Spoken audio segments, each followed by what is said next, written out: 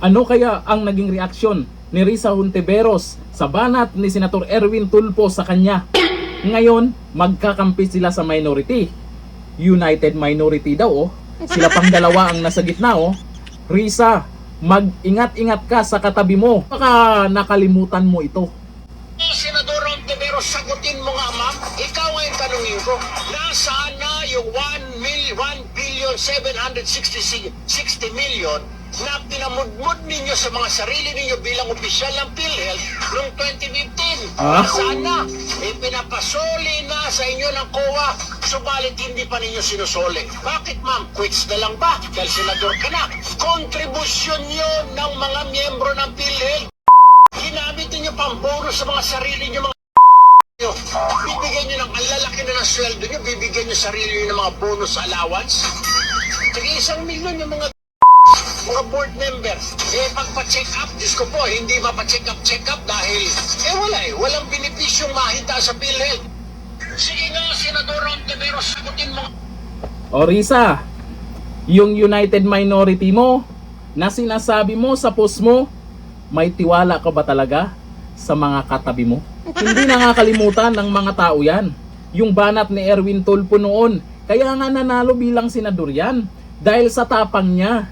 Matapang na binabanatan ang kagaya mo. Matapang noon, ngayon naging senador, tameme. Lalo na sa usapin ng korupsyon. Lalo na sa usapin ng maanumalyang flood control projects. Yung magkapatid na Tulfo na yan, nakikita nyo ba? Naririnig nyo ba? Nagsasalita sila tungkol sa maanumalyang flood control projects, yung ilabas yung tapang nila. Kasi matapang talaga yung mga yan. Lalo na sa away mag-asawa.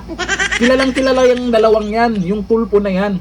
Yan ang ginawa sa'yo noon. Daming bumilib niyan, nag-viral ang video na yan. Dahil nga naman, iba talaga pag Tulfo ang bumanat. Ngayon, eto katabi mo. United minority talaga ha. Talagang talaga ha. Risa, ang tagal-tagal mo na sa Senado, di ba? Tapos ngayon, ang ginawa nyo, hindi nyo kinaya ang majority, may pa-walkout pa kayong nalalaman, mga iyakin. Normal naman sa mga senador ang magkaroon ng debate.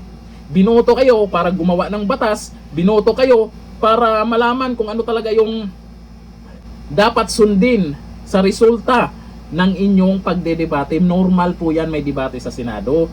At hindi naman naghahanap ng gulo yung majority. Kayo nga yung nagsisigaw-sigaw, di ba? O si Kiko Pangilinan.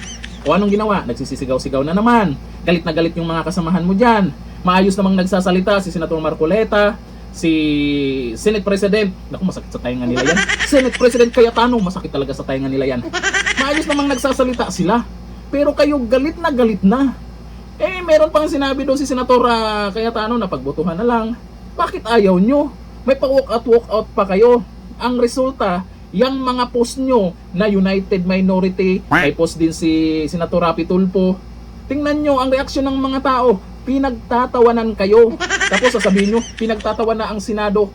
Kayo lang na nasa minority. Huwag nyo idamay ang majority. Nagtatrabaho sila ng maayos at gusto nila. Ito ang kinakatakutan ng iba. Gusto nila na mabuksan ang takip diyan sa maanumalyang flood control project. Diyan sa Blue Ribbon Committee. Abangan, malamang sa malamang, may mga pangalan ng senador na mabanggit dyan na di umano na deliveran. Nabanggit na rin nakaraan ng 18 ex-marines yan.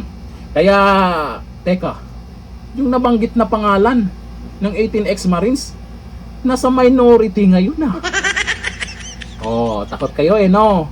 Drama pa more. Sabihin nyo, drama yung ginawa nakaraan ng majority. Ngayon, anong ginagawa nyo? Diba? Kayo ang drama. Etong mga Tulfo, yung tapang nila noon, ano kayo ngayon?